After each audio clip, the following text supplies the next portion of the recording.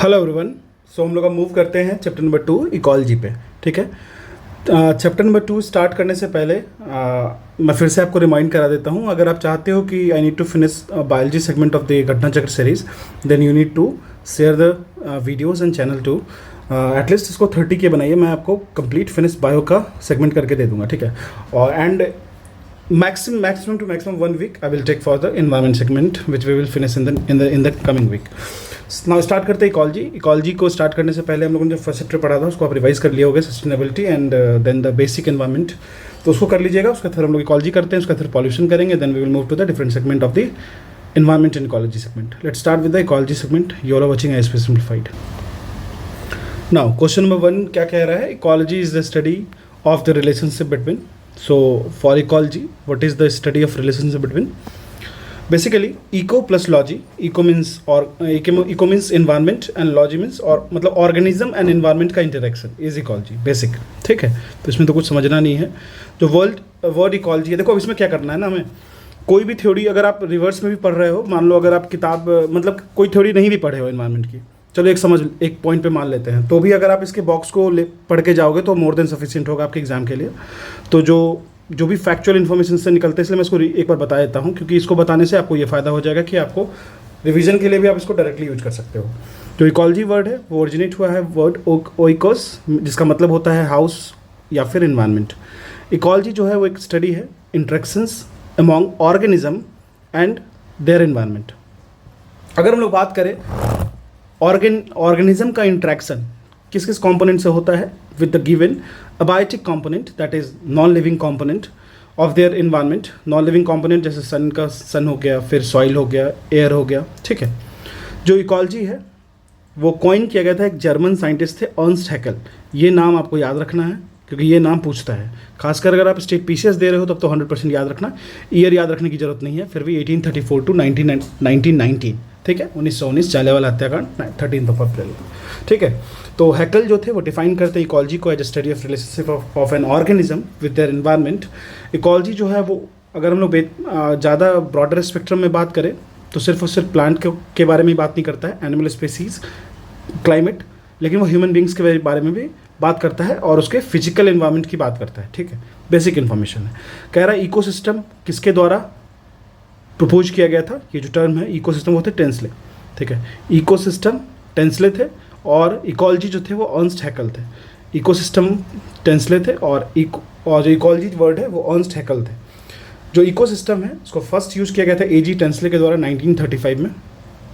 ठीक है, कौन सा पैक्ट हुआ था यहाँ पे बता देना, करंट मतलब कौन सा हिस्ट्री में, मॉडर्न हिस्ट्री में कौन सा पैक्ट हुआ था ये 1935 में।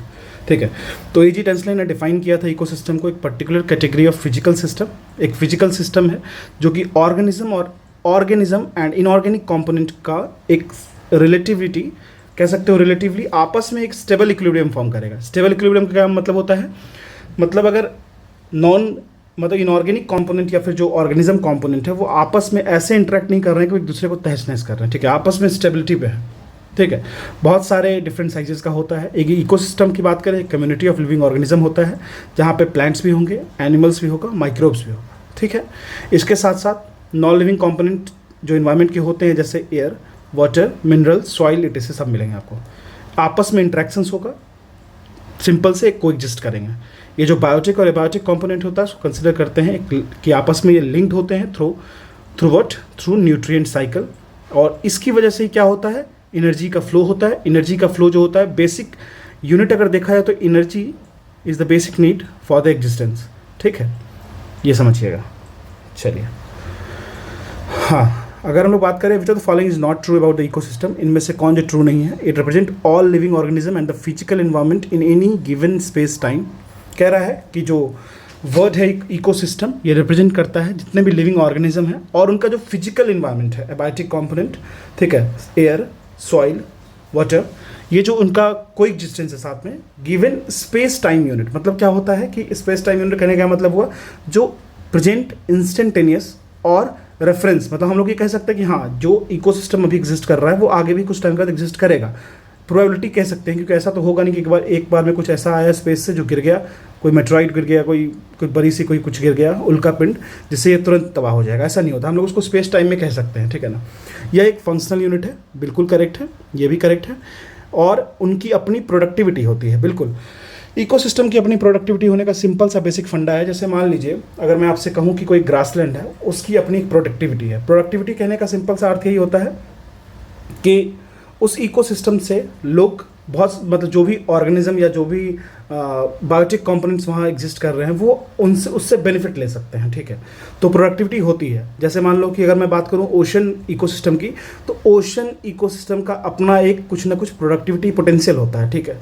ओशन इकोसिस्टम का अपना एक कुछ प्रोडक्टिविटी पोटेंशियल होता है। वर्ड समझिएगा, कीवर्ड से कभी कभी क्वेश्चन बन जाता है। क्या इकोसिस्टम एक क्लोज्ड सिस्टम है? मतलब अगर कोई एक इकोसिस्टम है, मान लो जैसे सी इकोसिस्टम है, ओशन इकोसिस्टम है, या फिर एक ग्रासलैंड इकोसिस्टम है, तो क्या ऐसा होता है क्या? एक मान लीजिए एक मेढक है, वो पानी के अंदर भी रह जा रहा है, पानी से निकल के फिर वो लैंड इकोसिस्टम, टेरेस्ट्रियल इकोसिस्टम पे भी आता है। तो अगर क्लोज होता तो वो ट्रांसफर नहीं हो पाता इधर से उधर, माइग्रेट नहीं कर पाता। तो ये हमारा ऑप्शन रॉन्ग है, तो हमारा आंसर डी हो जाएगा, ठीक है। तो बेसिक है, एक ओपन इकोसिस्टम होता है जहाँ पे कंटिन्यूस लेकिन वेरिएबल इन्फ्लक्स होता है। वेरिएबल इन्फ्लक्स का मतलब क्या होता है? हमेशा विद टाइम फ्रेम मटेरियल्स और एनर्जी का ट्रांसफर इंटरेक्शन होगा। इकोसिस्टम जो होता है वो ओवरऑल इंटीग्रेशन होता है जितने भी इंटरेक्टिंग ऑर्गेनिज्म होंगे और उनके एनवायरनमेंट से। बेसिक फंक्शनल यूनिट की बात करें तो इसकी कोई भी लिमिट्स नहीं होती बाउंड्रीज की। और अगर हम लोग बात करें बायोटिक और बायोटिक कंपोनेंट की, तो आपस में इंटरेक्ट करते हैं और चैन से रहते हैं, ठीक है। इनकी जो फंक्शनल यूनिट होती है वो एनर्जी ट्रांसफॉर्मेशन, सर्कुलेशन और एक्यूमुलेशन के यूनिट पर बेस्ड होती है, ठीक है। और डिफरेंट इकोसिस्टम आपको डिफरेंट एरियाज में मिलेगी, ये बेसिक सा कंसेप्ट है। कह रहा है तो following is not correct about the ecosystem. इनमें से कौन ऐसा इक्वेशन है जो सिस्टम नहीं है? It comprises both biotic and biotic. Same question, productivity होती है, ठीक है। नेचुरल रिसोर्स सिस्टम है लेकिन वो क्लोज सिस्टम नहीं होती, तो हमारा आंसर सी हो जाएगा, ठीक है।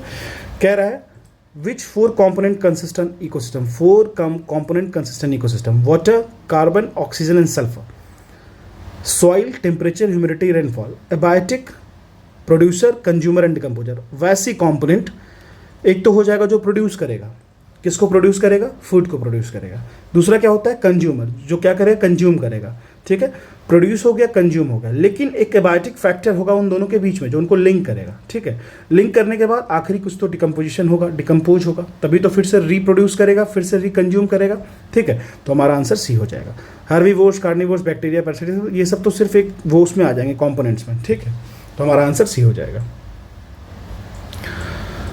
तो 4 बेसिक कंपोनेंट होते हैं किसी इकोसिस्टम के, जिसमें एबायोटिक, मटेरियल, प्रोड्यूसर, कंज्यूमर और डिकम्पोजर्स होते हैं। डिकम्पोजर्स को हम लोग रिड्यूसर भी कहते हैं। जब प्रोड्यूसर, कंज्यूमर और डिकम्पोजर्स जो होते हैं वो इंक्लूड किए गए हैं ब्रॉड कंपोनेंट में, बायोटिक मटेरियल या फिर बायोटिक फैक्टर्स में, बिल्कुल।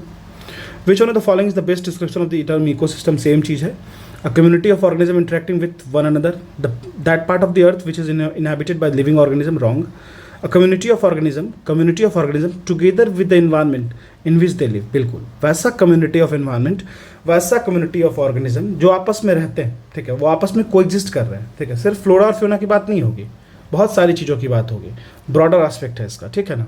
तो जितने भी ऑर्गेनिज्म होते हैं बायोटिक कंपोनेंट के एनवायरनमेंट के इकोसिस्टम में, वो आपस में रहते हैं एक जगह पे। सो इकोलॉजी जो होती है वो डील करती है ऑर्गेनिज्म और एनवायरनमेंट से, ठीक है। ये क्वेश्चन आपको IAS प्रीलिम्स 2015 में पूछा गया है। चलिए, which of the following is an artificial ecosystem? Artificial ecosystem, pond is not an artificial, it's natural ecosystem. Forest is a natural ecosystem. तो फील्ड जो हो जाएगा वो आर्टिफिशियल है, वो हम और आप क्रिएट कर सकते हैं। फील्ड हो गया, गार्डन हो गया, ये सब, ठीक है, आर्टिफिशियल इकोसिस्टम है। पॉन्ड्स, फॉरेस्ट, लेक्स, ये सब नेचुरल इकोसिस्टम में आता है। अब इसमें से कौन आर्टिफिशियल इकोसिस्टम है? तो फॉरेस्ट नहीं होगा, ग्रासलैंड, लेक नहीं होगा, राइस फील्ड होगा, ठीक है। आप मुझे कमेंट सेक्शन में बताना कि जो राइस फील्ड होता है वो सबसे ज़्यादा किस चीज़ से कंट्रीब्यूट करता है ग्रीन हाउस गैसेस में, ठीक है। पैडी और राइस फील्ड जो होता है वो कौन सी गैस इमिट करता है जब इसको हम लोग कट करते हैं, या फिर आप मुझे बताना, ठीक है, क्योंकि ये काफ़ी इंपॉर्टेंट हो जाता है अगर हम लोग इन्वायरमेंट पढ़ते हैं तो, ठीक है। चलिए, क्वेश्चन नंबर 9 कह रहा है the number of organism that can be supported by the environment in a given area is known as. तो कुछ नंबर ऑफ ऑर्गेनिज्म है जिनको सपोर्ट मिलता है एनवायरमेंट से किसी भी एक गिवन एरिया में, तो उसको हम लोग क्या कहते हैं? देखो, अगर हम लोग बात करें किसी इकोसिस्टम में तो उसकी जो मैक्सिमम पॉपुलेशन साइज होती है ना, ठीक है, तो मैक्सिमम पॉपुलेशन साइज सपोर्ट मतलब क्या होता है कि एक एनवायरनमेंट में, एक इकोसिस्टम में कितना ज़्यादा कितना ज़्यादा वो पॉपुलेशन साइज़ को वो सपोर्ट कर सकता है, मैक्सिमम लिमिट, ठीक है ना। मान लो एक पॉपुलेशन साइज है, ठीक है। पॉपुलेशन साइज कहने का मतलब किसी भी ऑर्गेनिज्म का एक कम्युनिटी है, कम्युनिटी बिल्ड होता है, बहुत ज़्यादा पॉपुलेशन बनता है, ठीक है। तो मान लो पॉपुलेशन साइज है, यहाँ तक वो सपोर्ट कर पा रहा है, इस पॉइंट तक। अगर इस पॉइंट तक सपोर्ट कर रहा है और इसके बाद अगर इस पॉइंट से के बाद क्या होता है, धीरे धीरे ओवर पॉपुलेशन होता है, पॉपुलेशन स्ट्रेस बढ़ जाता है, तो सस्टेनेबिलिटी पे इम्पैक्ट पड़ता है, चीज़ों का मिलना। जैसे मान लो अगर हमारे पास 4 रोटी है और 5 लोग हैं तो हम लोग एडजस्ट कर सकते हैं, we can adjust on this. 7 लोग हैं तो भी एडजस्ट, 8 लोग हैं चलो आधी आधी रोटियां खा लेंगे। लेकिन अगर ये 8 की जगह 800 लोग हैं ना, तो फिर मतलब किसी को कुछ नहीं मिलेगा। अगर किसी को कुछ नहीं मिलता है तो धीरे धीरे वो डिग्रेड होते हैं, धीरे धीरे वो मतलब चीज़ों की डिफिशियंसी से धीरे धीरे वो उनका जो एग्जिस्टेंस होता है वो खत्म हो चला जाता है। तो मैक्सिमम पॉपुलेशन साइज की बात करें किसी इकोसिस्टम की, तो वो सपोर्ट करता है, जितनी ज़्यादा वो सपोर्ट कर सकता है मैक्सिमम, उसी को कहते हैं कैपेसिटी कैरिंग, मतलब करंट मतलब कैरिंग कैपेसिटी, ठीक है ना, ये ध्यान रखिएगा, ठीक है। तो ये काफ़ी इंपॉर्टेंट पॉइंट है, तो ये हमारा कैरिंग कैपेसिटी हो जाएगा। चलिए, अगर आप लोग इसकी थ्योरी पढ़ना चाहते हो तो किसी भी कहीं भी कोचिंग इंस्टीट्यूट के नोट से पढ़ सकते हो, कोई बहुत बड़ी बात नहीं है। इसमें बहुत ज़्यादा टाइम भी देना सही नहीं है। अगर आप पीसेस दे रहे हो, यूपी पीसेस दे रहे हो, तो खासकर ध्यान देना इसमें, ठीक है। Which one of the following terms describes not only the physical space occupied by an organism but also the functional role in the community of organism। अब इसमें से क्या होता है, देखो एक टर्म होता है इकोलॉजिकल नीच, ठीक है।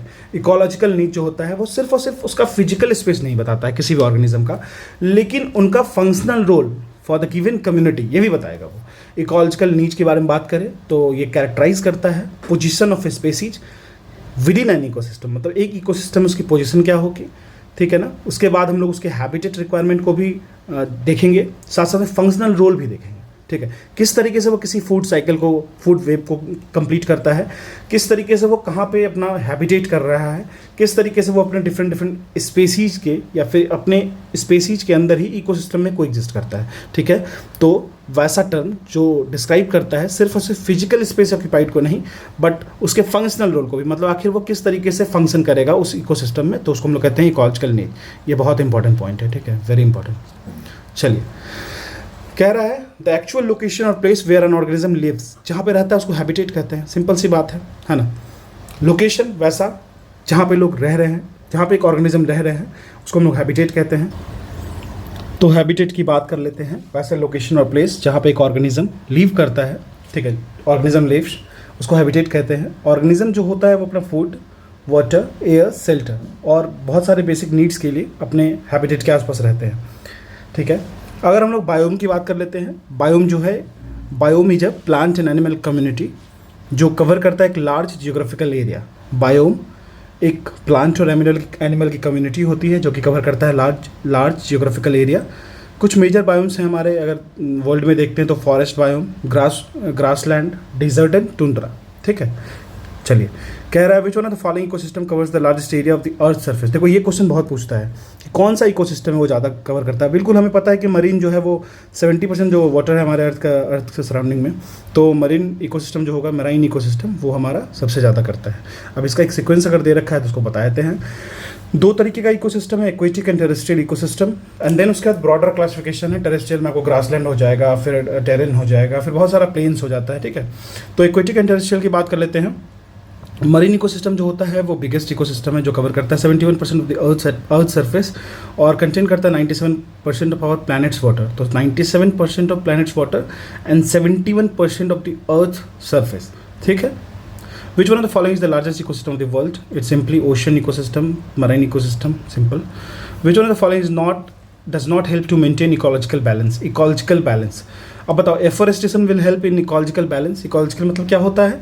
एनवायरमेंटल बैलेंस, ठीक है, साथ में कोएग्जिस्ट करेंगे और बहुत तमीज़ से करेंगे, अच्छे से करेंगे। तो afforestation will help, rain water management will help. Rain water management कैसे हेल्प करेगा? देखो ऑब्वियस सी बात है, अगर हम रेन वाटर को मैनेज करते हैं तो जो हम लोग ग्राउंड वाटर को एक्सेसिवली वो कर रहे हैं ना, मतलब कहते हैं ना कि रेकलेसली यूज कर रहे हैं ना, उसको हम लोग कम करेंगे। तो ग्राउंड में अगर वाटर अवेलेबल होगा तो सब स्पेसीज के लिए होगा।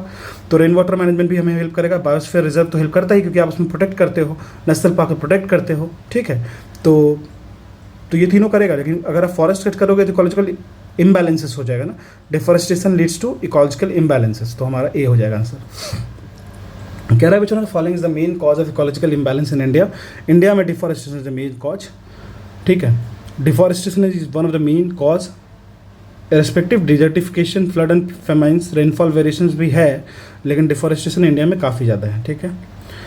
Which of the following is an act that disturbs the ecological balance, कौन सा है? तो सोशल फॉरेस्ट्री कभी भी बैलेंस को डिस्टर्ब नहीं करेगा, वन महोत्सव कभी नहीं करेगा, एफॉरेस्टेशन कभी नहीं करेगा, लेकिन लंबरिंग जो होता है वो डिस्टर्ब करता है इकोलॉजिकल बैलेंस को, ठीक है।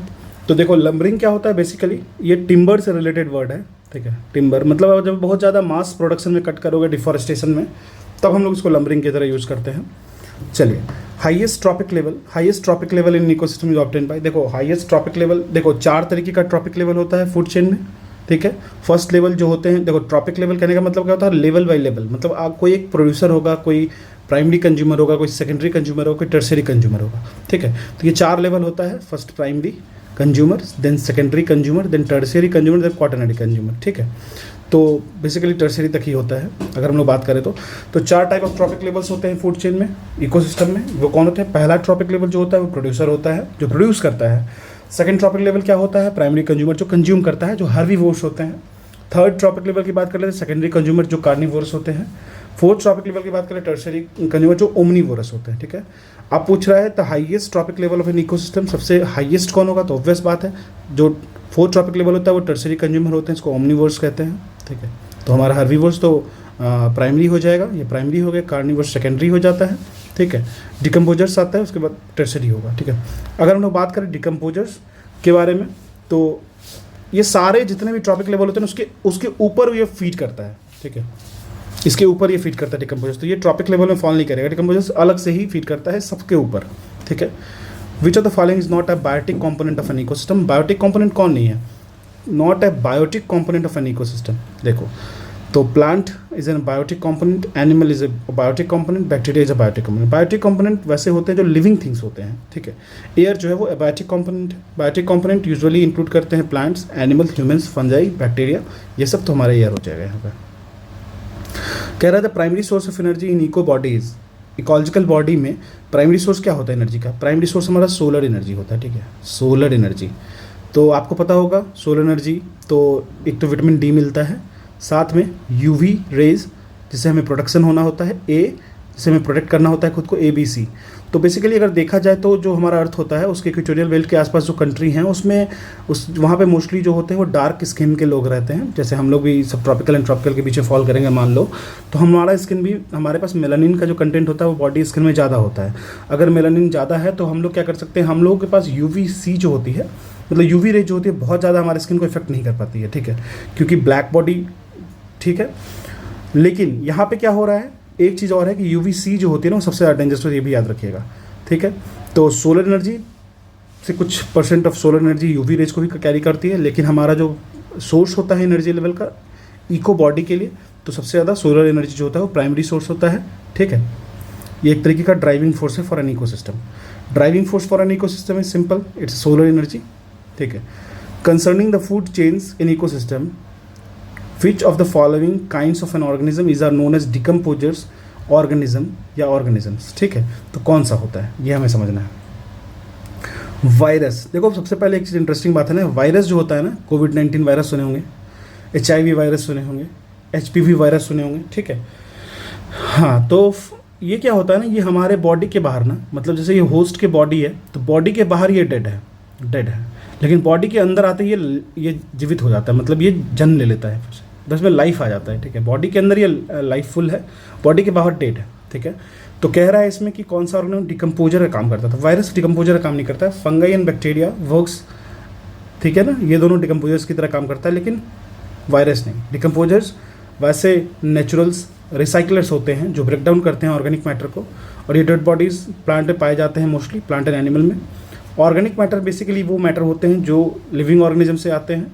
डिकम्पोजर्स जो होते हैं वो मेनली माइक्रो ऑर्गेनिज्म, जैसे बैक्टीरिया हो गया, फंजाई हो गया, ये यीस्ट, ठीक है ना। फॉर्म किस फॉर्म में मिलेंगे, यीस्ट में मिलेगा, माउल्ट्स मिलेगा, जो ब्रेक डाउन करता है बॉडीज़ ऑफ डेड ऑर्गेनिज्म को, और रिलीज़ करता है कंपाउंड्स जो कि यूज़ किया था प्रोड्यूसर्स के द्वारा। क्वेश्चन 22 का, which of the following are the primary consumer in an ecosystem. Primary consumers in an ecosystem तो कौन सा होता है? तो बेसिक है, ant, deer, fox and tiger. Basic सा क्वेश्चन है। Ants and deer we can consider them as the primary consumer. Fox and tiger क्या होगा, मतलब ये तो ऑब्वियस है, ये डियर जो होगा ग्रास खाएगा, फिर ग्रास डियर खाएगा, डियर को खाएगा टाइगर या फॉक्स, तो ये हमारा 1 और 2 हो जाएगा, इसमें तो कुछ पढ़ना ही नहीं है। फूड चेन में मैन क्या है, ठीक है, मैन क्या है, तो देखो मैन जो होता है ना प्राइमरी भी हो सकता है और सेकेंडरी भी हो सकता है। अगर फूड चेन की बात करें तो डिफरेंट ट्रॉपिक लेवल्स होते हैं, जैसे ऑटोट्रॉप्स हो गए जो खुद का फूड खुद बनाएगा, प्राइमरी कंज्यूमर हो गए जो उसको कंज्यूम करेगा, सेकेंडरी जो उसको कंज्यूम करेगा, एंड टर्सरी कंज्यूमर तो पता है। जो प्राइमरी कंज्यूमर होता है वो हर्बीवोर्स होता है। Primary consumer are mostly herbivores जो फीड करते हैं प्लांट पे। तो मतलब जो मेन होते हैं वो भी प्राइमरी भी होते हैं, क्योंकि बहुत सारे वेगान हैं, ठीक है, बहुत सारे ऐसे भी हैं जो सिर्फ और सिर्फ वेजिटेबल्स पे रहते हैं, ग्रीन लीफी प्लांट्स पे रहते हैं, जो मीट कंजम्पशन नहीं करते हैं, तो वो primary as well as secondary हैं, ठीक है।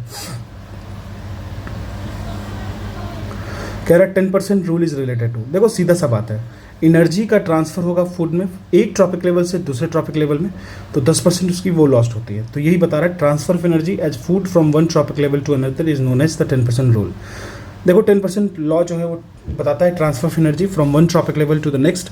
इसको इंट्रोड्यूस किसके द्वारा किया गया था, याद रखना है आपको, इसको इंट्रोड्यूस किया गया था रेमोंड लिंडमैन याद रखिएगा, काफ़ी है, लिंडमैन के जो थ्योरी दिया गया 1942 में क्विट इंडिया मूवमेंट के वक्त, ठीक है, क्विट इंडिया मूवमेंट के वक्त। आप मुझे कमेंट सेक्शन में बताना कि अगर आप बिहार से तो मुझे बताना कि बिहार में, ठीक है, क्विट इंडिया मूवमेंट को लीड किसने किया था।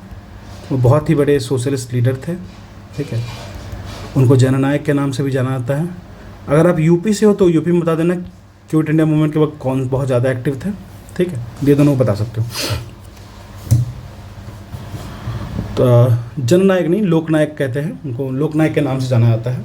और जननायक भी कौन थे ये भी बता दीजिएगा, ठीक है। According to this law during the transfer of energy, अगर जब ट्रांसफर होता है एनर्जी का एक ऑर्गेनिक फूड से अनदर ट्रॉपिक लेवल पे, मतलब नेक्स्ट ट्रॉपिक लेवल पे जाते हैं, तो सिर्फ 10% ऑफ एनर्जी जो होती है ऑर्गेनिक मैटर से वो स्टोर होती है फ्लेश में।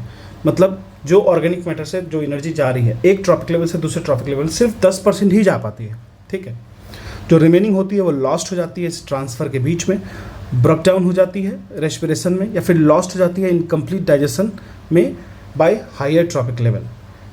तो जब ऑर्गेनिज्म को कंज्यूम किया जाता है 10% of the energy in the food is fixed into flash, ठीक है ना, और ये 10% एनर्जी ही अवेलेबल होता है नेक्स्ट ट्रॉपिक लेवल के लिए, ठीक है, जो कि कार्निवोरस या ओमनिवोरस यूज़ करते हैं। जब एक कार्निवोर और ओमनिवोर कंज्यूम करते हैं एनिमल को, तो सिर्फ 10% ऑफ एनर्जी जो होता है वो फिक्स होता है in its flesh for higher trophic level. So at every level, मतलब हर एक लेवल पे हम लोग फूड चेन की बात करें, फर्स्ट हो, सेकंड हो, थर्ड हो, टॉप लेवल हो, जो कंज्यूमर होता है वो कन्वर्ट करता है सिर्फ 10% of accumulated energy from the body weight, ठीक है, ध्यान रखिएगा। बहुत ईजी कंसेप्ट है, लेकिन इसका लिंडमैन नाम याद रखिएगा, क्वेश्चन पूछता है। कह रहा है in the marine ecosystem the main primary producer है फाइटोप्लैंक्टन्स, ठीक है, सीवीड्स नहीं करेंगे, aquatic bryophytes and marine angiosperms नहीं करेंगे। देखो आपसे मैं पूछता हूँ कि एक सी काव होता है, ठीक है, सी काव जो आपको तमिलनाडु और श्रीलंका के बीच में आपको जो सी बॉडी है वहाँ पे देखने को मिलता है, ठीक है, पाक स्ट्रेट के पास। आप मुझे बताना जो सी काव होता है उसका एक्चुअल नेम क्या है, और साथ में ही वो क्या कंज्यूम करता है मोस्टली, और इसका एक रिजर्व भी बनाया गया है अभी हाल फिलहाल में ही। तो फाइटोप्लैंक्टन होता है, इसको हम लोग माइक्रो एल्गी भी कहते हैं। ये सिमिलर होता है टेरेस्ट्रियल प्लांट्स के टर्म में, और ये क्लोरोफिल भी रखता है। क्लोरोफिल होगा तो फिर फोटोसिंथेसिस होगा, और इसको सनलाइट चाहिए, ग्रो करने के लिए सनलाइट चाहिए। मोस्ट ऑफ द फाइटोप्लैंक्टन जो होते हैं वो बियॉन्ड होते हैं, मतलब तैरते रहते हैं, फ्लोट करते रहते हैं ओशन के अपर पार्ट में, जहाँ पे सनलाइट जो होता है वो पेनिट्रेट करेगा वाटर में, जहाँ तक पहुँच पाता है, ठीक है। फाइटोप्लैंक्टन की बात करें, इनको इनऑर्गेनिक न्यूट्रिएंट्स जरूरी होती है, ये बात ध्यान रखिएगा। Phytoplankton also requires inorganic nutrients, जैसे कि नाइट्रेट्स हो गया, फॉस्फेट्स हो गया, सल्फर हो गया, और ये कन्वर्ट करते हैं प्रोटीन, फैट एंड कार्बोहाइड्रेट में। आप मुझे एक बात बताना, एक तो हो गया नाइट्रेट्स, एक होता है नाइट्राइट। नाइट्रेट्स के ओवर कंजम्पशन में अगर हमारे जो हम लोग वाटर ड्रिंक करते हैं, ड्रिंकिंग वाटर में अगर नाइट्रेट्स का कॉन्सेंट्रेशन बढ़ता है तो बताना कि कौन सी बीमारी होती है। नाइट्राइट की कॉन्सेंट्रेशन बढ़ती है तो कौन सी बीमारी होती है, दोनों का बताना, दोनों बहुत इंपॉर्टेंट। नहीं पता हो तो गूगल कर लेना, लेकिन कमेंट जरूर करना। एक्टिव रहोगे तो अगली वीडियो तुरंत आएगी, नहीं एक्टिव रहोगे शेयर करोगे तो अगली वीडियो बहुत ही जल्दी आएगी, ठीक है। चलिए, among the biotic component of the ecosystem the producer system है। Among the biotic component of the ecosystem the producer system क्या है। देखो, काउ प्रोड्यूस नहीं करेगा, पीकॉक प्रोड्यूस नहीं करेगा, टाइगर नहीं, ग्रीन प्लांट ही तो प्रोड्यूसर, इसमें सोचना क्या है। ट्रॉफिक लेवल वन किसको इंक्लूड करता है? ऑब्वियस है, ग्रीन प्लांट को इंक्लूड करेगा। हर एक स्टेप और लेवल जो होता है फूड चेन का वो फॉर्म करता है एक trophic level. Trophic level one include करता है ऑटोट्रॉप्स या फिर जो प्रोड्यूसर्स होते हैं उनको, दैट इज़ ग्रीन प्लांट्स को, जो सोलर एनर्जी को फिक्स करेंगे और खुद के लिए यूज करेंगे और फिर कंज्यूमर्स के लिए बनाएंगे खाना, ठीक है। जो हार्बीवोर्स होते हैं जिनको प्राइमरी कंज्यूमर कहते हैं वो सेकंड लेवल पे आते हैं। स्मॉल कार्निवोर थर्ड पे आते हैं एंड टर्सरी कंज्यूमर जो होते हैं वो लार्ज कार्निवोर्स होते हैं, फोर्थ ट्रॉपिक लेवल पे आते हैं। इकोसिस्टम के बारे में क्या ट्रू है? Primary consumers are least dependent upon the producer, तो जो ये तो पॉसिबल ही नहीं है, ठीक है। अगर हम लोग बात करें primary consumers are outnumber producers, तो ऐसा होता है क्या? नहीं, प्रोड्यूसर्स नहीं होता है, वो भी आउट नंबर फॉर्म में। Producers are more than primary consumer, बिल्कुल प्रोड्यूसर्स ज़्यादा होंगे कंज्यूमर से तभी वो प्रोडक्शन होते रहेगा और चीज़ें सामने दिखते रहेंगी।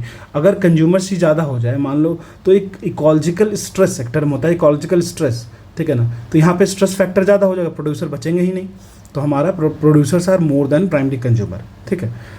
हम लोग के पास जनरली प्रोड्यूसर्स ज़्यादा होगा, प्राइमरी कंज्यूमर कम होंगे, and more primary consumers than secondary consumers से, बिल्कुल प्राइमरी कंज्यूमर ज़्यादा होंगे सेकेंडरी कंज्यूमर से, ठीक है। मतलब जो भी प्रोड्यूसर होगा ज़्यादा होगा। विच one of the following pair is correctly matched, इसमें से कौन सा करेक्टली मैच्ड है? माउंटेन मोस्ट स्टेबल इकोसिस्टम, ऐसा पॉसिबल हो ही नहीं सकता है क्योंकि माउंटेन जो बहुत डिस्टर्ब रहता है, ठीक है। Ecological biotic component bacteria, it's a biotic component. Green plant ecosystem, rainfall, global warming. Rainfall की वजह से ग्लोबल वार्मिंग का क्या इफेक्ट है भाई? कुछ भी इफेक्ट नहीं है, तो हमारा आंसर सी हो जाएगा। चलिए, कह रहा था correct order in the food chain of the various component terrestrial grass ecosystem, terrestrial land grass ecosystem, ठीक है। आप मुझे कमेंट सेक्शन में बताना कि इंडिया में कौन सी ग्रास मिलती है, ठीक है, ग्रास की टाइप क्या है, ठीक है, तो बताना। तो इसमें क्या हो जाएगा? ग्रास, ग्रास ऊपर, ग्रास को ईट करेगा ग्रास ऊपर, ग्रास ऊपर ईट करेगा फ्रॉग, ईट करेगा ग्रास ऊपर को, फिर फ्रॉग को ईट करेगा स्नेक, स्नेक को ईट करेगा वल्चर या पीकॉक। तो यहाँ पे तो ये करेक्ट है, ये तो पहला सीक्वेंस ही करेक्ट लग रहा है, ग्रास, ग्रास ऊपर, स्नेक, फ्रॉग, मतलब फ्रॉग ईट करेगा स्नेक को। हालांकि ऐसा एक मीम्स दिखता है लेकिन ऐसा होता नहीं है, ठीक है, जनरली। तो देखिए यहाँ पे तो एक चेन दे रखा है, ग्रास जो है वो प्रोड्यूसर है, ग्रास ऊपर प्राइमरी कंज्यूमर है, frog is a secondary consumer, snake is a tertiary consumer, ठीक है। चलिए, which of the following constitute a food chain, इसमें से कौन जो है फूड चेन है? ग्रास, वीट, मैंगो, ठीक है, ऐसा कुछ नहीं है। ग्रास, गोट एंड ह्यूमन, बिल्कुल ये करेक्ट है। गोट, काउ एंड एलिफेंट, बिल्कुल नहीं, ठीक है। चलो, तो यहाँ तो क्लियर हो गया। अब देखो पिरामिड जो होता है एनर्जी का किसी भी इकोसिस्टम में वो क्या होता है? Always upright, may be upright, inverted, always inverted. देखो पिरामिड जो होता है ना वो ऑलवेज अपराइट होगा, पिरामिड जो होता है वो इस शेप का होगा आपको, और वो ऑलवेज आपको अपराइट मिलेगा, ठीक है। तो पिरामिड जो होता है एनर्जी का, मैं एनर्जी का बोल रहा हूँ, ध्यान रखिएगा। पिरामिड मतलब अलग अलग क्लासिफिकेशन भी होता है, कभी इन्वर्टेड होता है, लेकिन हम लोग बात कर रहे हैं एनर्जी का। जैसे कह रहे हैं ना एनर्जी क्लासिफिकेशन में यहाँ पे होगा एक ट्रॉपिक लेवल ये हो गया, दूसरा ट्रॉपिक लेवल ये, तीसरा ये, चौथा ये, तो ऊपर जाते जाते ना कन्वर्ज करेगा, ठीक है। नीचे फ्लैट टॉप होगा, ऊपर कन्वर्ज करेगा, मतलब नीचे की उसकी एक्यूमुलेशन ज़्यादा होगी, फिर धीरे धीरे उस एनर्जी ट्रॉपिक ऊपर लेवल पे एनर्जी जो होता है कम होते चला आता है, तो पता ही है आपको, ठीक है। पिरामिड जो होता है एनर्जी का वो हमेशा अपराइट होगा, और ये इन्वर्टेड कभी भी नहीं हो सकता है, क्योंकि एनर्जी जो फ्लो होता है ना from a particular trophic level to the next trophic level, कुछ एनर्जी लॉस्ट होता है, ठीक है। यहाँ पे मान लो x है तो यहाँ से 0.1x गया, ठीक है, पता है आपको, ठीक है। चलिए, अगर हम लोग बात करें ये एनर्जी पिरामिड की, ठीक है, ये अगर एनर्जी पिरामिड की बात करें हम लोग, तो इसमें जो हर बार होता है, जो मतलब ये जो बार हुआ वो जो होता है वो क्या रिप्रेजेंट करता है? एनर्जी पिरामिड का वो क्या एनर्जी करता है? वो ये बताता है कि अमाउंट ऑफ एनर्जी कितना प्रेजेंट है इच ट्रॉपिक लेवल पे, इच ट्रॉपिक लेवल पे अमाउंट ऑफ एनर्जी कितना प्रेजेंट है for the given specified period of time, either annually, unit area, ठीक है, ठीक है। चलिए, बायोमास पिरामिड इज रिवर्स्ड। अगर हम लोग biomass pyramid reversed in which type of ecosystem, कौन से इकोसिस्टम में बायोमास पिरामिड ऐसा बनेगा, ठीक है, तो वो कौन सा सिस्टम है?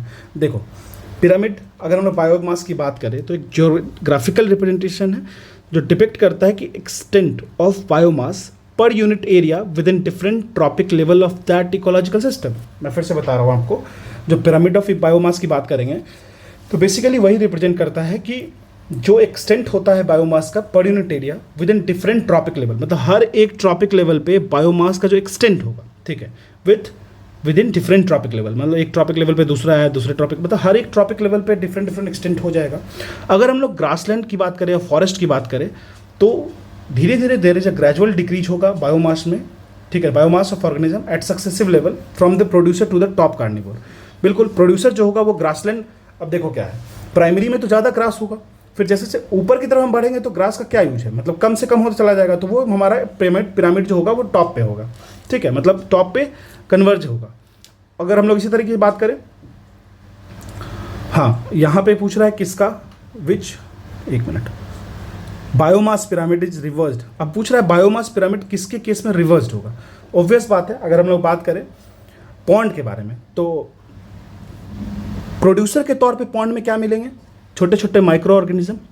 प्रोड्यूसर के तौर पे पॉन्ड में मिलेंगे छोटे छोटे माइक्रो ऑर्गेनिज्म। अगर स्मॉल माइक्रो ऑर्गेनिज्म या ऑर्गेनिज्म मिलते हैं तो उनका बायोमास तो सबसे लिस्ट होगा ना। सिंपल सोचनी सी बात है, अगर जो भी बायोमास प्रोड्यूस कर रहा है और अगर वो पॉन्ड में सबसे प्राइमरी लेवल पे है, लेकिन वो माइक्रो ऑर्गेनिज्म है छोटे छोटे, ठीक है, तो अगर मान लो छोटे छोटे ऑर्गेनिज्म है तो उनका बायोमास जो होगा, मास जो होगा केजी पर मीटर क्यूब एरिया पर मीटर स्क्वायर एरिया, तो कम ही होगा, तो कम होगा तो इन्वर्टेड हो जाएगा हमारा, बिल्कुल सी बात है, ठीक है। तो so there biomass is least at their value gradually shows an increase towards the apex of the pyramid, so pyramid is inverted in shape of a pond type of pyramid, ठीक है। अब इससे बेहतरीन मतलब नहीं समझना है, इससे ज़्यादा नहीं समझना है, आपको इतना ध्यान रखना है, आप बस बेसिक पे चले जाओ, देख लो कि पिरामिड पूछ किसका रहा है, एनर्जी का पूछ रहा है, बायोमास का पूछ रहा है, किस चीज़ का पूछ रहा है, और फिर फील करो कि उस पॉइंट पे जाके कि पॉन्ड में क्या होगा, प्रोड्यूस कौन करेंगे, फाइटोप्लैंक्टन्स होंगे, फिशेस होगा, क्या होगा, कहाँ से क्या निकलेगा, बायोमास कैसे हो सकता है, एनर्जी का केस कैसा हो सकता है, सोचोगे तो बन जाएगा। कह रहा है कि इन्वर्टेड पिरामिड ऑफ बायोमास है, can be found in which ecosystem, inverted किस में मिलेगा ये पूछ रहा है, ठीक है, मतलब इन्वर्टेड पिरामिड किस में बनेगा।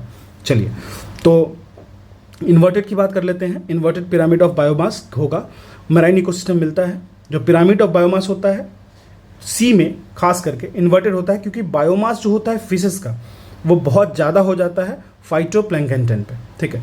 फाइटोप्लैंक्टन से बायोमास ऑफ जो बायोमास ऑफ वो होता है फिशेस होता है वो ज़्यादा हो जाता है, ठीक है, इसीलिए ये आपको इन्वर्टेड मिलता है, ठीक है, ध्यान रखिएगा मैराइन इकोसिस्टम का। क्लियर है।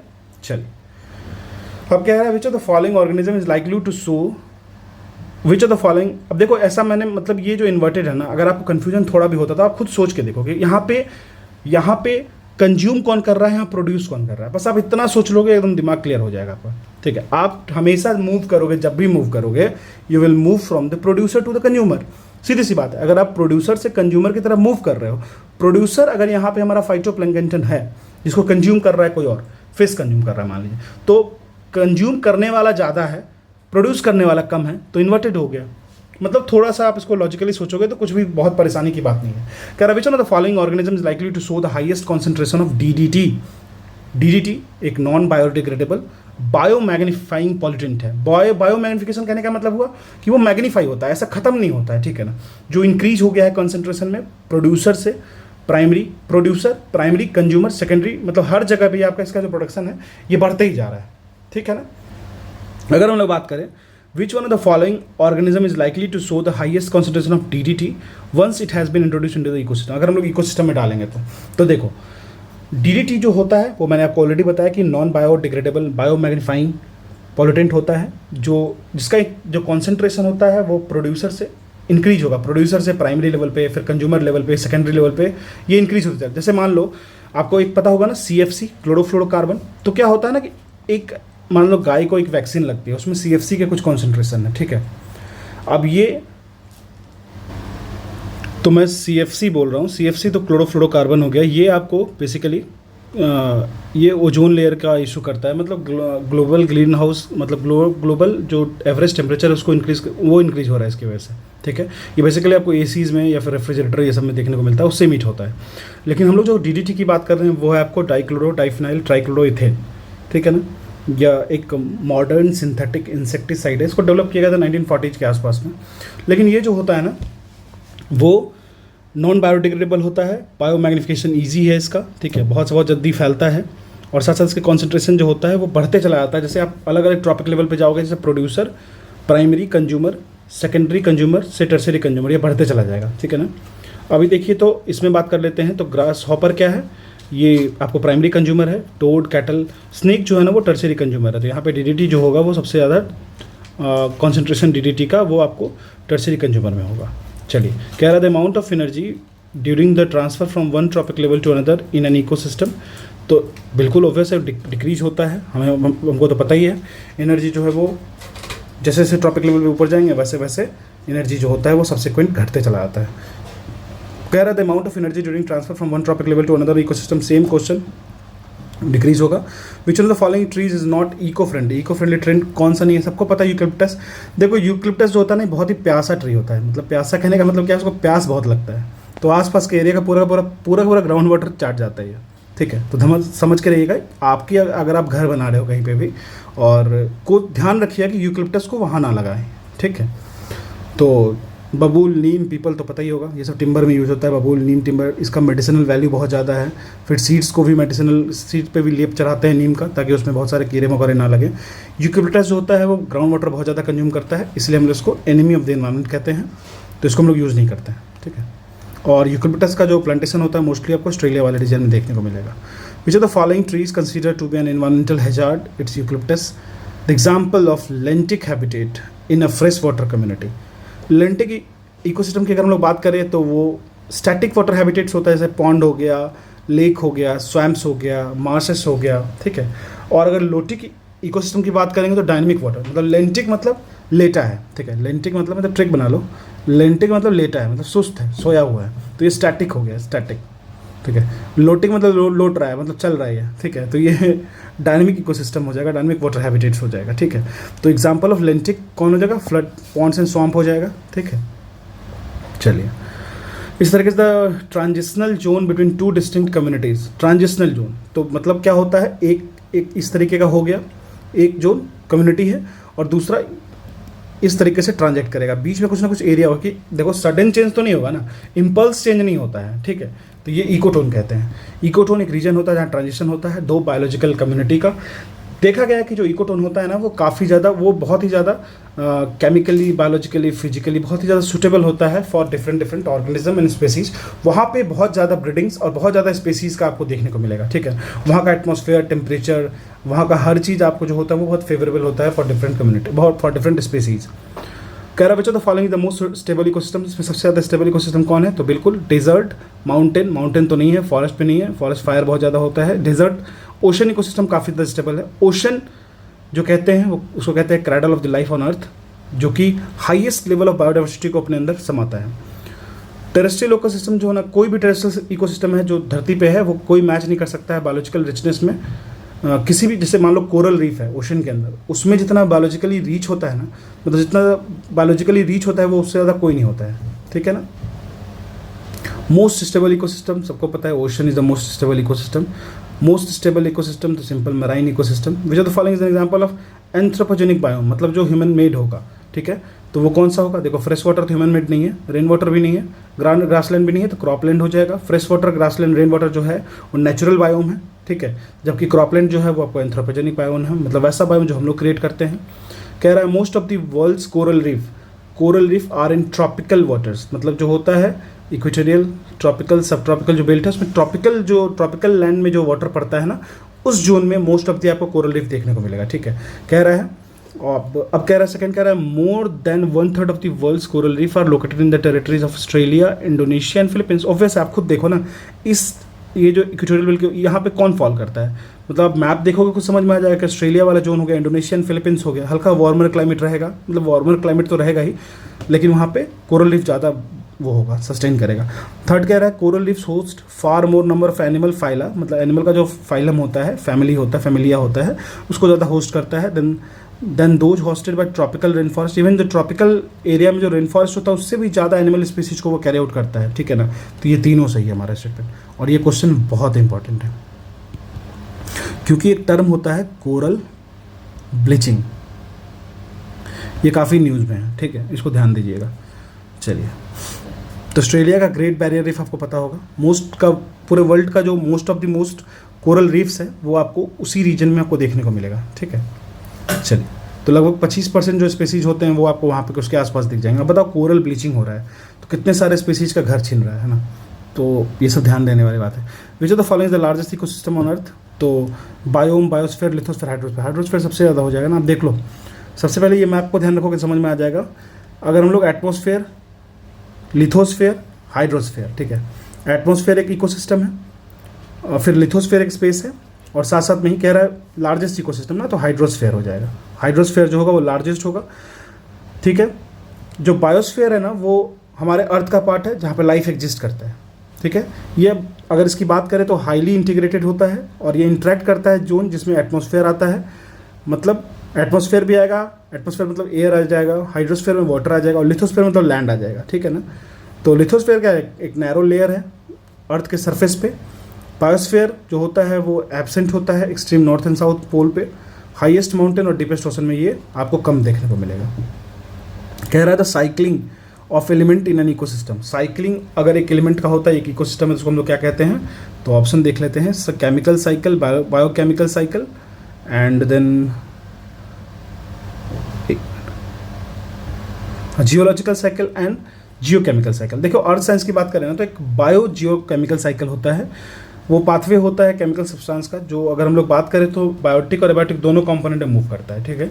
बायो जियोकेमिकल साइकिल की बात करें तो उसमें नाइट्रोजन, फॉस्फोरस, कार्बन सब देखने को मिलेगा, ये नेचर में देखने को मिलता है आपको, ठीक है। तो हमारा बायो जियोकेमिकल साइकिल हो जाएगा।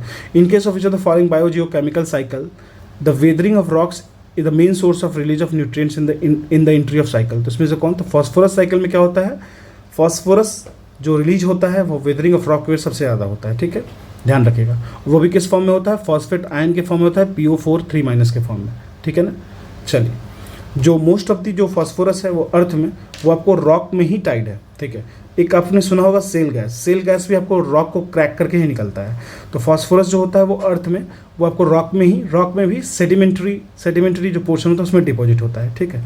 और ये रिलीज कैसे होता है, जैसे खुद पे खुद टूटती है चट्टानें, जिसको वेदरिंग कहते हैं, फिर लीचिंग कहते हैं, माइनिंग करने पर टूटती है, और कुछ इसमें से जो होंगी वो आपको फ्रेश वाटर और टेरेस्ट्रियल इकोसिस्टम से भी पास करती हैं, जैसे प्लांट्स हो गए, ग्रेजर्स हो गए, प्रेडेटर्स और पैरासाइट हो गए, ठीक है। और फिर ये बाद में इकोसिस्टम में आती हैं जब वो मरती हैं या डिके होती हैं, ठीक है। फॉस्फोरस जो होता है उसको हम लोग फिर से ला सकते हैं लैंड में थ्रू फिश हार्वेस्ट और थ्रू कलेक्शन ऑफ बहुत सारे जो होते हैं सी बर्ड्स, उससे भी आ सकते हैं, ठीक है। लेकिन मेन सोर्स उनका रॉक्स होता है, ठीक है। कह रहा था movement of nutrient cycle through various component of an ecosystem. जो न्यूट्रिएंट साइकिल डिफरेंट कंपोनेंट से मूव करते हैं उसको हम लोग क्या कहते हैं, बायो जियोकेमिकल साइकिल कहते हैं, ठीक है। जहाँ पे बायो इन्वॉल्व है, जियो मतलब अर्थ इन्वॉल्व है, और साथ साथ में ही केमिकल रिएक्शंस इन्वॉल्व है। Which one of the following is not related, ecological balance. Ecological balance इससे किससे रिलेटेड नहीं है, वाटर मैनेजमेंट से रिलेटेड है, एफॉरेस्टेशन से रिलेटेड, इंडस्ट्रियल मैनेजमेंट से नहीं रिलेटेड है, वाइल्ड लाइफ प्रोटेक्शन से रिलेटेड है। अब ये क्वेश्चन क्यों पूछते हैं पता नहीं, लेकिन बहुत आसान है। Ecology is permanent economy. Ecology जो है वो परमानेंट इकोनॉमी। ये स्लोगन था किस मूवमेंट का, ये स्लोगन था आपको चिपको मूवमेंट का, ठीक है। आपको पता होगा इकोलॉजी एक परमानेंट इकोनॉमी है। यह स्लोगन था आपको चिपको मूवमेंट का। नर्मदा बचाओ आंदोलन was against the construction of multi modal. अब ये तो आपको पता ही होगा, नर्मदा बचाओ आंदोलन, मल्टी मॉडल जो डैम बन रहा था नर्मदा रिवर पे, ठीक है। एपिको मूवमेंट की बात कर लेते हैं, ये आपको स्टार्ट हुआ था कर्नाटक वाले रीजन में। अच्छा, एक लीडर थे सुंदरलाल बहुगुणा, ठीक है, आपको पता होगा, चिपको मूवमेंट से रिलेटेड थे। उनका कुछ दिन पहले डेथ हुआ है, ठीक है। चलिए, तो जो सुंदरलाल बहुगुणा जी हैं वो 9 जनवरी 1927 को जन्म लेते हैं और 21 मई 2021 को उनकी डेथ हो जाती है, ठीक है। लेकिन इंडियन एनवायरमेंटलिस्ट थे और चिपको मूवमेंट के लीडर थे। He was the movement of Chipko leader. Appiko movement को ध्यान रखिएगा, स्टार्ट हुआ था कर्नाटक में। ये भी एनवायरमेंटल प्रोटेक्शन के लिए वेरी इंपॉर्टेंट क्वेश्चन हो जाता है ये वाला सेगमेंट वाला, ठीक है। चिपको मूवमेंट किससे रिलेटेड है, तो प्लांट कंजर्वेशन से रिलेटेड था, ठीक है। अब इसके बारे में लोग थोड़ा समझ लेते हैं। तो चिपको मूवमेंट एक बार देख लेते हैं। चिपको मूवमेंट जो है एक फॉरेस्ट कंजर्वेशन मूवमेंट था, स्टार्ट हुआ था 1973 में। 1973 में आप मुझे बताना कमेंट सेक्शन में कौन सा कॉन्स्टिट्यूशनल अमेंडमेंट एक्ट, कौन सा CAA आया था, ये मुझे कमेंट सेक्शन में बताना, ठीक है। गौरा देवी जो थी वो वुमेन को अपने साथ बुलाती हैं अपने गांव से, जो गढ़वाल हिमालयस के आसपास का रीजन था उसमें से वुमेन को बुलाती हैं। और जो ट्रीज़ कट हो रहा था, ठीक है, ट्रीज़ कट हो रहा था, ट्रीज़ की स्टिक कट हो रही थी, उसको रोकने के लिए वो लोग सब आगे आती हैं, ठीक है ना। और ये जो एक्ट था वो illiterate tribal and village women के द्वारा रिक्लेम किया आता है और वो रिक्लेम करती हैं अपने ट्रेडिशनल फॉरेस्ट राइट्स को। बहुत ही ड्रामेटिक कह लीजिए या फिर बहुत ही इमोशनल या अच्छा कह लीजिए मूवमेंट में, जिसको चिपको आंदोलन कहते हैं। उसमें क्या करती थी वुमेन जो होती थी वो नॉन वायलेंट स्ट्रगल को चूज करती हैं और वो क्या करती हैं बेसिकली पेड़ से चिपक जाती हैं, ठीक है। चिपको मतलब चिपक जाना, ठीक है। तो वो पेड़ को पकड़ लेती हैं जैसे वो as she was protecting her child, और इस तरीके से मूवमेंट को बहुत ही आगे प्रमोट किया जाता है। और उसके लीडर कौन थे, सुंदरलाल बहुगुणा, आपको पता होगा। क्वेश्चन कह रहा है consider the following statement related to the ecosystem. The term है ecosystem was first coined by used by AG Tansley, ठीक है, ठीक है। वो कह रहा है दोज ऑर्गेनिज्म जो प्रोड्यूस करते हैं फूड देमसेल्फ उनको कहते हैं ऑटोट्रॉप्स। तो हमारा ये दोनों ऑप्शन तो बिल्कुल करेक्ट हो गया, ठीक है। Consumer consumes food their food through the process of photosynthesis, बिल्कुल नहीं। Producer producers food their process of photosynthesis, not the consumer, ठीक है। Decomposers convert inorganic matter into organic matter, तो ऐसा होता है क्या? नहीं, बिल्कुल नहीं। ऑर्गेनिक को इनऑर्गेनिक में कन्वर्ट कर देंगे तो हमारा 1 and 2 करेक्ट हो जाएगा, आंसर ए हो जाएगा, ठीक है। क्योंकि बेसिकली डिकम्पोजर्स क्या करते हैं, वो रिसाइकल की तरह काम करते हैं, ठीक है, रिसाइकलर की तरह। चलिए, ऑर्गेनिक मैटर को, डेड बॉडीज को, प्लांट और एनिमल्स को इनऑर्गेनिक मैटर में कन्वर्ट करते हैं। चलिए, which of the following is the correct sequence of ecosystem in the order of their decreasing productivity. Ecosystem का डिक्रीजिंग प्रोडक्टिविटी, ठीक है। तो देखो सबसे ज़्यादा प्रोडक्टिविटी कौन होगा, प्रोडक्टिव कौन होगा इकोसिस्टम में? तो अगर आप देखोगे तो मैनग्रोव्स जो होता है वो सबसे ज़्यादा वो है।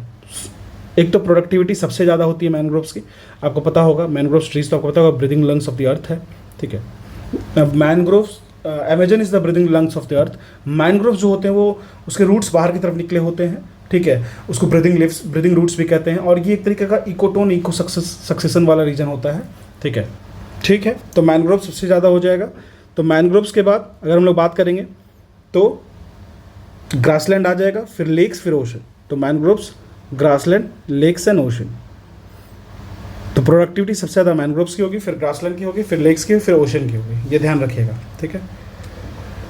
कह रहा है concerning food chains in ecosystem consider the following statement. A food chain illustrate the order in which a chain of organism feed upon each other. बिल्कुल, एक चेन, एक ऑर्डर होता है कि इसको तुम खाओगे, इसको ये खाएगा, इसको ये खाएगा, फिर उसको हम खाएंगे, ऐसा वाला, ठीक है। Food chains are found within the द पॉपुलेशन, बिल्कुल रॉन्ग। एक स्पेसिस की पॉपुलेशन में थोड़ी पाया जाता है, वो तो अलग होता है, अल्टरनेट भी होता है, ठीक है। A food chain illustrate the number of organism which is eaten by others. ऐसा नहीं होता, नंबर ऑफ ऑर्गेनिज्म नहीं होता है, टाइप्स ऑफ ऑर्गेनिज्म होता है, ठीक है। मतलब कौन किसको खा रहा है, ठीक है। तो हमारा सिर्फ 1 हो जाएगा। चलिए, which of the following statement is correct, इसमें से कौन सा स्टेटमेंट करेक्ट है? The energy flow in the biospheric ecosystem is unidirectional, ठीक है, एक डायरेक्शन में होता है, बिल्कुल। आप देखिएगा तो सबसे पहले ग्रासलैंड हो गया, फिर इस तरीके से अगर आप जो उसको कंज्यूम करेगा वहाँ हो जाएगा, फिर जो सेकेंडरी कंज्यूमर होंगे, प्राइमरी हो गया, फिर सेकेंडरी हो गया। तो एक डायरेक्शन में ही एनर्जी का फ्लो होता है, ऑब्वियस बात है, ठीक है। तो हमारा आंसर ये हो जाएगा। कह रहा है which of the following use the term deep ecology for the first time. Deep ecology को कौन यूज किया था? उसको अर्न्स्ट नेस ने यूज किया था, ठीक है। ये बहुत ज़्यादा इंपॉर्टेंट तो नहीं है, लेकिन यूपीपीएससी एग्जाम दे रहे हो तो उसको पढ़ लेना। Ernst Naess was a Norwegian philosopher जिन्होंने कॉइन किया था डीप इकोलॉजी 1972 में। The concept of ecological need was enunciated by, very important. Ecological need मैंने आपको बताया था, ना सिर्फ और सिर्फ उनके इकोलॉजी का टर्म होता है, बल्कि साथ साथ में बहुत सारा फैक्टर होता है। तो जोसेफ ग्रिनल थे, उन्होंने इकोलॉजिकल और इन्वायरमेंटल नीड्स को फर्स्ट टाइम इनंसिएट किया था, तो वो थे आपको ग्रिनल, ठीक है। चलिए, the measurement unit for ecological footprint. Ecological footprint का मेजर यूनिट क्या है? ये आपको है ग्लोबस हेक्टेयर्स, ग्लोबल हेक्टेयर, ठीक है। जो इकोलॉजिकल फुटप्रिंट होता है वो मेजर होता है ह्यूमन डिमांड का अर्थ के इकोसिस्टम में। यह एक स्टैंडर्डाइज मेजर है जिससे हम लोग डिमांड करते हैं नेचुरल रिसोर्सेज को, कि हम लोग बेसिकली इसमें हम जानते हैं, कंपेयर करते हैं कि प्लांट का इकोलॉजिकल कैपेसिटी कितना है और कितना इसको रिजनरेट किया जा सकता है, ठीक है। इसको हम लोग डिफाइन करते हैं as a biological productive area required to provide everything that they can provide, और साथ में ही वो चीज़ें जिसकी मदद से हम लोग सस्टेन कर पाएंगे अपनी लाइफ, ठीक है। इसमें आप लोग क्या क्या हो सकता है इकोलॉजिकल फुटप्रिंट में? फ्रूट्स हो सकता है, वेजिटेबल ऑयल मिलता है, फाइबर्स मिलता है, फॉसिल फ्यूल मिलता है, ये हम, ठीक है। Used and also the release of CO2, और इसका यूनिट जो होता है वो ग्लोबल हेक्टेयर में होता है, ठीक है। तो यूज ऑफ मतलब CO2 जो होता है उसके रिलीज को भी हम लोग इसमें मेजर करते हैं, ध्यान रखिएगा। कह रहा था minimum area of the land required to completely sustain the life of a person. तो कितना मिनिमम एरिया ऑफ लैंड चाहिए कि कोई भी पर्सन जो हो वो कम्प्लीटली सस्टेन कर जाए, तो उसको कहते हैं इकोलॉजिकल फुटप्रिंट, ठीक है। Which one of the following statement best describe the term social cost of carbon. Social cost of carbon, इसको बेस्ट डिफाइन कौन करता है? और it is a measure in monetary value of the, क्या होता है? देखिए, ये बेसिकली जो सोशल कॉस्ट ऑफ कार्बन है ना, ये एक लॉन्ग टर्म कंसेप्ट है। लॉन्ग टर्म का मतलब कुछ समय का कंसेप्ट है। ये छोटे लॉन्ग टर्म शॉर्ट ड्यूरेशन का नहीं है। मतलब कि आपने कितना डैमेज किया है इन्वायरमेंट को जब आप टन ऑफ CO2 इमिट किए हो किसी भी पर्टिकुलर गिवन ईयर में, किसी भी पर्टिकुलर गिवन ईयर में अगर आपको उसका सोशल कॉस्ट ऑफ कार्बन निकालना है तो आप पता कीजिए कि लॉन्ग टर्म डैमेज कितना हुआ है, उस जो आपने कितने टन ऑफ CO2 को इमिट किया है for the given particular year. ठीक है, सोशल कॉस्ट ऑफ कार्बन को SCCO2 भी कहते हैं, एक मेजर होता है, मॉनेटरी वैल्यू में मेजर करते हैं इसको। लॉन्ग टर्म डैमेज है, जो कि लॉन्ग टर्म डैमेज वैसा है जो कि डन किया आता है टन ऑफ कार्बन अगर CO2 जो अगर आप इमिट करोगे किसी भी ईयर में, तो इन्वायरमेंटल प्रोटेक्शन एजेंसी जो है इसको मेजर करती है। और साथ साथ में कुछ अदर फेडरल एजेंसीज भी हैं जो एस्टिमेट करती हैं सोशल कॉस्ट ऑफ कार्बन को, कि वो एवेल्युएट करेंगी climatic impact of that social carbon release. ठीक है, चलिए कह रहा read the list of ecological concern and the year of which act were executed in India. Wildlife protection act, तो वाइल्ड लाइफ प्रोटेक्शन 1972 में है। ठीक है, तो वाइल्ड लाइफ 72 में, तो हमारा A का 3 हो जाएगा। A का 3 हो गया तो हमारा ऑप्शन ये हो जाएगा, आंसर A हो जाना चाहिए। लेकिन अगर देख लेते हैं आगे मैच किया है कि नहीं, क्योंकि ऑप्शन में आंसर दे रहा है रॉन्ग। ठीक है, अब देखिए बात करते हैं इन्वायरमेंटल प्रोटेक्शन एक्ट। तो ये इन्वायरमेंटल प्रोटेक्शन एक्ट की बात करें तो 1986 का है, 1986 का। ठीक है, तो हमारा 2B का 1 हो गया, B का 1 हो गया। The scheduled tribe and other traditional forest dwellers recognition of forest right act, तो ये जो scheduled tribes and traditional forest dwellers होते हैं उसको लाया गया था 2006 में। चलो 2006 में लाया गया, लेकिन ऑप्शन में नहीं था इसलिए इसको कट कर दिया गया है। लेकिन आप ध्यान रखिएगा क्योंकि ये बहुत ही इंपॉर्टेंट है। 2006 में बहुत सारे प्रोविजंस एंड क्लॉज बनते रहते हैं for the protection of environment as well as the traditional forest dwellers, जिसमें हम लोग बहुत सारे शेड्यूल्ड ट्राइब्स होते हैं जिनका पूरा का पूरा लाइफ स्टाइल ही फॉरेस्ट बेस्ड होता है। ठीक है, फॉरेस्ट कंजर्वेशन एक्ट कब आया था, तो ये ध्यान रखिएगा, यहाँ पे आपको इसका 2006 हो जाएगा, तो आंसर हमारा नन हो जाएगा। लेकिन ये एटलीस्ट आप ईयर याद रखिएगा, अगर आप PCS की तैयारी कर रहे हो या UPSC, आपको ये ध्यान रखना चाहिए। फॉरेस्ट कंजर्वेशन 1980 में आया था। चलिए, Millennium Ecosystem Assessment describe the following major category of ecosystem services provisioning supporting regulating preserving as well as the cultural. ठीक है ना, which one of the following is supporting service. अब इसमें सपोर्टिंग सर्विस क्या था। ठीक है, तो देखिए supporting service basically nutrient cycle and crop pollination था। देखो इसमें बेसिकली क्या होता है, वर्ल्ड, अब देखो ये क्वेश्चन जो था ना एक तरीके से करंट अफेयर बेस्ड है ज़्यादा। ठीक है, कैसे, क्योंकि ये क्वेश्चन जो वर्ल्ड डेवलपमेंट रिपोर्ट 2010 में आया था उसके बाद 2012 में पूछा गया था। तो एक मिलेनियल इकोसिस्टम असेसमेंट हुआ था जिसमें 5 मेजर कैटेगरीज ऑफ इकोसिस्टम को डिवाइस किया गया था। Provisioning services, regulating services, supporting services, cultural services. अभी नहीं भी याद रखोगे तो चलेगा ये। ठीक है, और प्रिजर्विंग सर्विसेज। सपोर्टिंग सर्विसेज वैसे सर्विसेज होता है जो नेसेसरी होता है प्रोडक्शन के लिए, जितने भी इकोसिस्टम सर्विसेज होते हैं उसमें। ठीक है, प्रोविजिंग, रेगुलेटिंग और कल्चरल सर्विसेज से वो डिफर करता है कि किस तरीके से वो इम्पैक्ट करता है वैसे लोगों को जो डायरेक्टली और इनडायरेक्टली इससे जुड़े हुए हैं। ठीक है, अगर हम लोग बात करें सॉइल फॉर्मेशन और रिटेंशन की, nutrient cycle, crop pollination, water cycling, ये सब सारा का सारा डायरेक्टली इफेक्ट करता है। ठीक है, तो न्यूट्रिएंट साइकिल और जो क्रॉप पॉलिनेशन होता है वो आपको असेसमेंट में जो मिलेनियम इकोसिस्टम असेसमेंट होता है वो डिस्क्राइब करता है basically nutrient cycle, crop pollination. ठीक है, मतलब ये जो होगा वो सपोर्टिंग सर्विसेज में होगा। ठीक है, चलिए, और अगर मेंटेनेंस की बात कर लेंगे तो मेंटेनेंस जो होगा वो प्रिजर्विंग सर्विसेज में होगा। विच one of the following is the correct sequence of food chain. Food chain का करेक्ट सीक्वेंस क्या है, डायटोम्स, क्रूटासेंस एंड हेरिंग्स। ठीक है, तो फिर ये क्या हो जाएगा, डायटोम्स, क्रूटासेंस एंड हेरिंग्स। तो ये आपको याद ही रखना होगा, इसमें और कोई ऑप्शन नहीं है। ठीक है, which of the following statement is today about bionomics. Bionomics में कौन सा स्टेटमेंट सही है, it means management of life, it is a synonymous with ecology, it stresses the value of natural system which influences human system। ठीक है, तो देखिए इसमें क्या हो जाएगा, मैनेजमेंट ऑफ लाइफ नहीं होता है बायोनोमिक्स। बायोनोमिक्स क्या है, ये आपको इकोलॉजी का साइनोनिम्स है। ठीक है, ये स्ट्रेस करता है value of natural system which influences human system. तो यहाँ पे 2 और 3 हमारा करेक्ट हो जाएगा। देखो इकोलॉजी में अगर हम लोग बायोनोमिक्स की बात करें ना तो लाइफ का जो लॉ होता है उसकी बात करते हैं। ठीक है, जैसे फिनोलॉजी कहते हैं ना, फिनोलॉजी जैसे लॉ के लिए पढ़ते हैं, तो उसी तरीके से बायोनोमिक्स होता है। ठीक है, ये बहुत ही ज़्यादा डिटेल स्टडी होता है ऑर्गेनिज्म का, और उसका रिलेशन होगा कैसे किस तरीके से इन्वायरमेंट से उसका। अनदर वे से आप इसको एक्सप्रेस कर सकते हो वर्ल्ड में कि करंटली इकोलॉजी की जो बात होगी उसका जस्ट ये साइनोनिम्स होगा। ठीक है, ध्यान रखिएगा। विच of the following shows a density gradient of the water system. Density gradient, ठीक है, तो देखिए एक होगा इकोक्लाइन, एक होता है हेलोस्लाइन, एक होता है पाइनोस्लाइन और एक होता है थर्मोस्लाइन। पाइकोस लाइन जो होता है वो इंडिकेट करता है कि एक डेंसिटी ग्रेडियंट होता है वाटर सिस्टम का। हेलो सलाइन, बिल्कुल हेलो मतलब होता है सलाइन, तो सैलिनिटी के लिए होता है, सैलिनिटी का ग्रेडियंट होता है किस तरीके से सैलिनिटी चेंज हो रहा है, ठीक है। तो थर्मोक्लाइन मतलब टेम्परेचर, देखो नाम से ही क्लियर है, थर्मो मतलब टेम्परेचर, हेलो मतलब सॉल्ट, ठीक है। तो ध्यान रखिएगा, वाटर के लिए पाइनोक्लाइन, ठीक है। अब चलिए क्वेश्चन नंबर 11 कह रहा है in the context of ecosystem productivity marine upwelling zone are important as they increase the marine productivity by bringing the, तो मेराइन जो अपवेलिंग जोन होता है मेराइन का, वो किस तरीके से इंक्रीज करता है मेराइन प्रोडक्टिविटी को, किस तरीके से, तो ये आपको बताना। Decomposers microorganism to the surface, क्या डिकम्पोजर्स जो माइक्रो ऑर्गेनिज्म होते हैं उसको सरफेस पे लाके करता है ऐसा, या फिर न्यूट्रिएंट्स को सरफेस पे ला करेगा। ऑब्वियस बात है, जब भी न्यूट्रिएंट्स ऊपर आएगा तभी ये पॉसिबल है कि इकोसिस्टम की प्रोडक्टिविटी रीज करेगी। जैसे मान लो विंड का ब्लो होना, ठीक है, अगर ओशन के सरफेस पे विंड का ब्लो हो रहा है तो इससे क्या होता है, वाटर को पुश अवे किया जाता है, वाटर पुश अवे हो जाता है, ठीक है ना।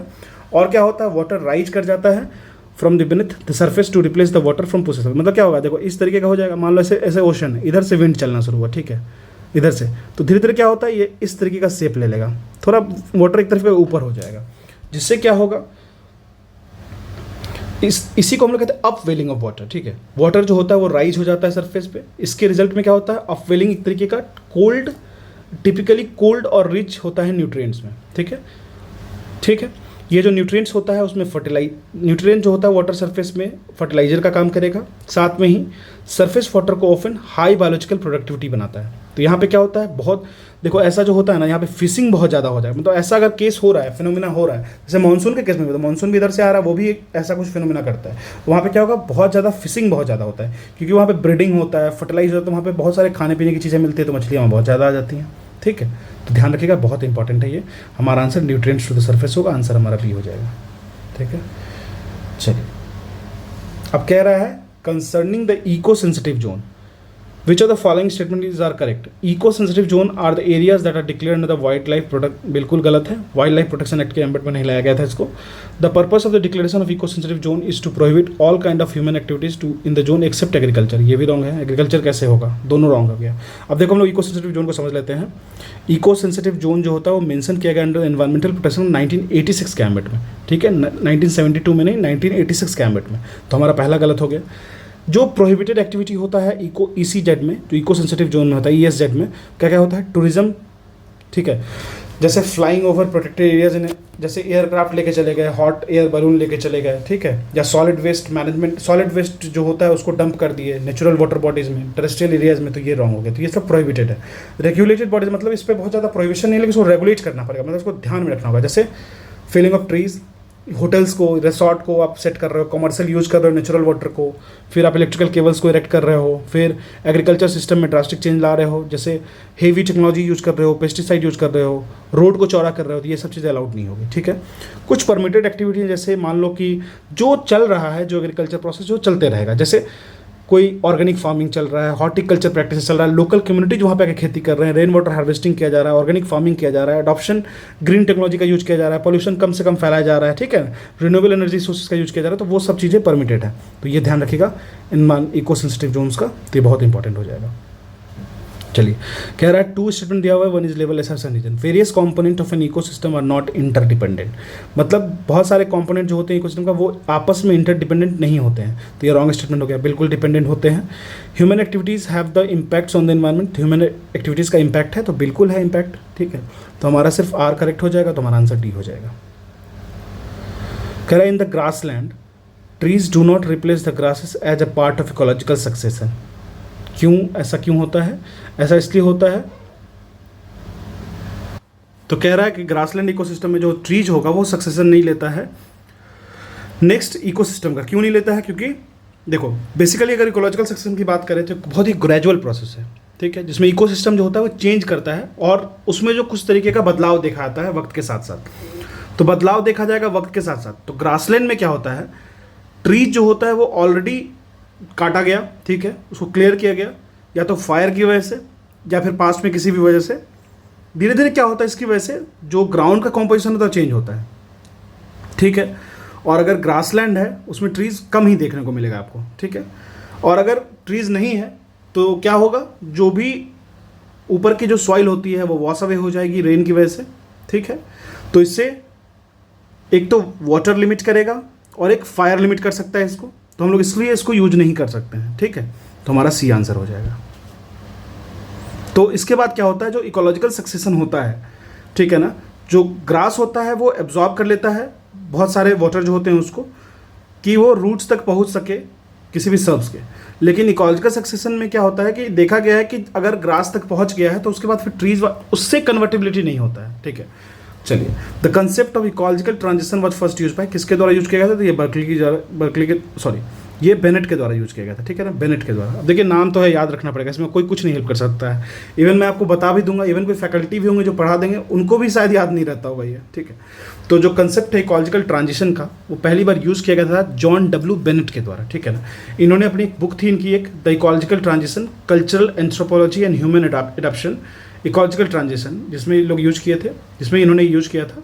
इसका मतलब होता है जो डेवलपमेंट होता है एंथ्रोपोसेंट्रिक ओरिएंटेशन में, मतलब इंसान जो इकोलॉजी में चेंज होता है, ठीक है, जो मतलब नेचुरल वेज से जो चेंज होता है, ठीक है ना, उसमें अलग अलग तरीके से, किस तरीके से, जैसे मान लो कि कुछ रेनाइंस हो गया, या फिर सिविलाइजेशन की वजह से, या फिर नेशनल चेंजेस की वजह से, तो ये हो गया। अगर इकोलॉजिकली हम लोग बात करें, बेसिक ट्रांजिशन तो आप समझ गए कि बहुत सारा कल्चरली भी चेंज हो सकता है, लेकिन अगर हम इकोलॉजिकली बात करें तो जो ट्रांजिशन होता है उसको एक्सप्रेस किया जाता है किस तरीके से जो इनकॉर्पोरेशन होता है वो बढ़ने लगता है बिटवीन नेचर एंड कल्चर, क्योंकि लोकल जो होता है सेल्फ सफिशिएंसी, मतलब आपस में जो दृढ़ता होता है, बढ़ने की क्षमता होती है, वो कम होता चला जाता है, ठीक है ना।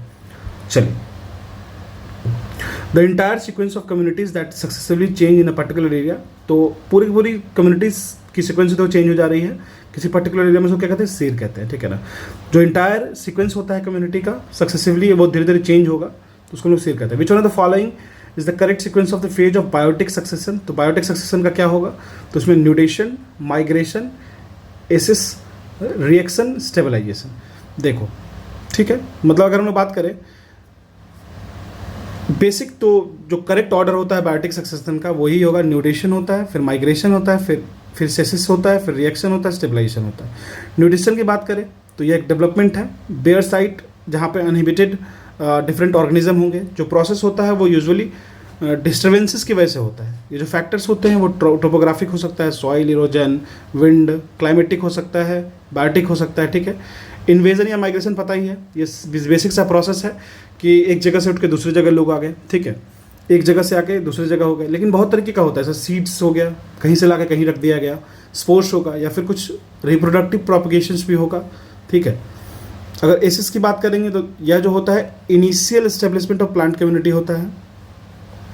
बेसिकली ये डिपेंड करता है सॉइल के स्ट्रक्चर पे, इसको हम लोग कोलोनाइजेशन भी कहते हैं। इस स्टेज में क्या होता है, अर्ली कोलोनाइजिंग जो स्पेसीज होता है वो बहुत ही ज़्यादा जर्मिनेट करेगा, ग्रोथ होगा, उसका रिप्रोडक्शन होगा, ठीक है। उसकी मदद से जो पायनियर स्पेसीज होंगे उसकी मदद से जो डिस्पर्सल होता है मैकेनिज्म में वो ज़्यादा ग्रोथ होता है, ठीक है। रिएक्शन क्या होता है, एनवायरमेंटल कंडीशन मॉडिफाई हो गया मान लो, फिर जो एक्शन ऑफ स्पेसीज होता है वो धीरे धीरे चेंज होगा। ये जो चेंजेस होते हैं सब्सिक्वेंटली वो ट्रिगर करते हैं डिस्प्लेसमेंट में, फिर रिप्लेसमेंट में, ठीक है। मतलब एक जगह का स्पेसीज यहाँ था, फिर दूसरी जगह का स्पेसीज एक दूसरे को चेंज कर लिया, ठीक है। चलिए, स्टेबलाइजेशन की तो बात ही है, जहाँ पे आपको स्टेबिलिटी होगा, ठीक है, जहाँ पे अच्छा सा आपको फील होगा, मेच्योर कम्युनिटी मिलेगी, सेल्फ सस्टेनिंग एनवायरनमेंट होगा, स्टेबिलिटी होगा, तो वहाँ पे आपको सक्सेशन मिलेगा। वहाँ वो जो स्टेबलाइजेशन जो होता है वो फाइनल स्टेज होता है सक्सेशन का, यह ध्यान रखिएगा।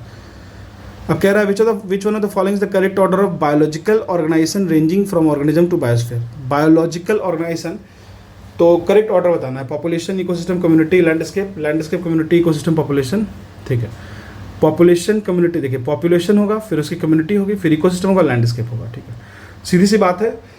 अगर हम लोग बायोलॉजिकल ऑर्गेनिज्म की बात करें तो किसी भी बायोस्फीयर में तो पॉपुलेशन होगा।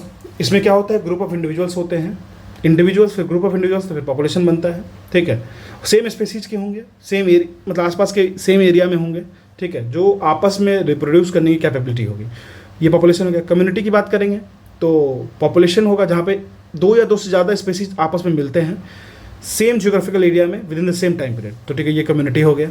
इसी तरीके से एक बायोम जो होता है वो एक लार्जर इकोलॉजिकल एरिया है जहाँ पे आपको डिफरेंट क्लाइमेटिक, जहाँ पे सिमिलर क्लाइमेटिक कंडीशन होगा।